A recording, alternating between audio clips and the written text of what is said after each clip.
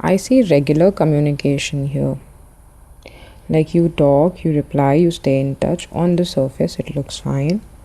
But emotionally, it feels incomplete. Like one person is showing warmth, care, emotional availability, and patience. But the other is the other person who's present is guarded, very careful with their words, careful with their feelings, careful with promises. I see it's not a new connection. There is already, like, there has been emotional exchange, and at some point, vulnerability existed. But after that phase, something changed. Like, I see conversations, they became more controlled, less emotional, more logical, and more measured. I think the person you're dealing with is not unsure about you.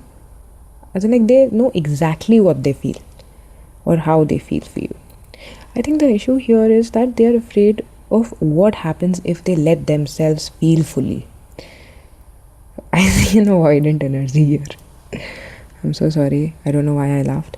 But yeah, I see an avoidant. Maybe because I myself have dealt with an avoidant person. Yup. So instead of moving forward, they hold the connection in place. Like, they do not want to lose you. They do not want you to move on. But they also don't want to open themselves. Yeah.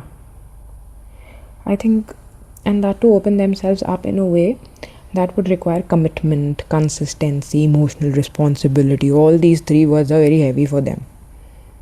This creates a situation where you are emotionally present, but you are not emotionally fulfilled.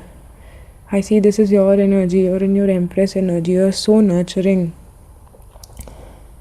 And you give a lot, you pour yourself a lot into the other person, but you are not being nurtured here.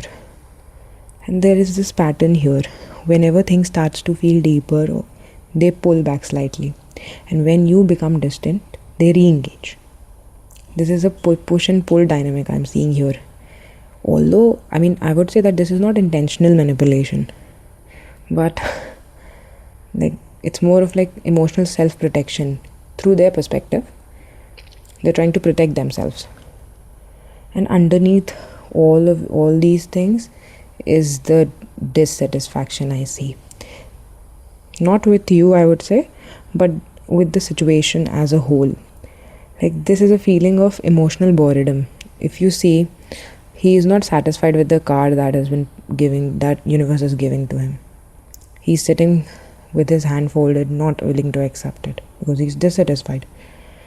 So I think, and this boredom is not because he's being bored, not because this connection lacks depth, but because it is stuck in the same place. Like, same conversation, same uncertainty, same waiting. And I see somebody here like silently questioning, is this all it's ever going to be? Like, this is all it's ever going to be? Is this it? So there is emotional fatigue as well. I see like one person, they have done enough waiting, enough understanding, and enough adjusting. I see you being that person, actually. The person who's in their Empress energy. The energy can mirror, it could be vice versa. You take what is resonating with you and then see accordingly.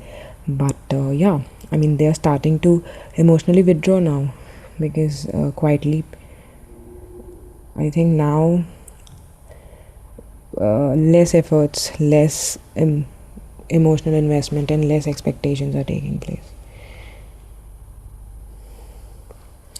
I see that this connection is phasing out. And like, it's ending not with a fight or betrayal, but it ends or change through clarity. I see very soon there is either a direct conversation about where this is going, or one person is pulling back enough that the dynamic is forced to change. And if honesty happens, like if it happens like honestly, both of you are honestly communicate to each other, the truth will be revealed quickly. And if this avoidance continue, the connection is going to fade slowly. Not because feelings weren't real, but because they were not fully acted on. All right, so the message is simple here. Very soon,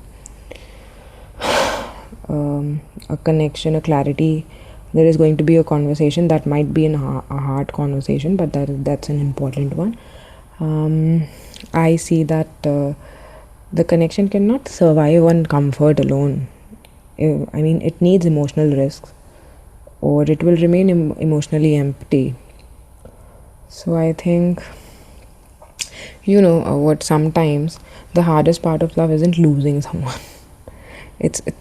It's more of like it's staying in something that is like that never fully begins. I think this is where I would want to leave you.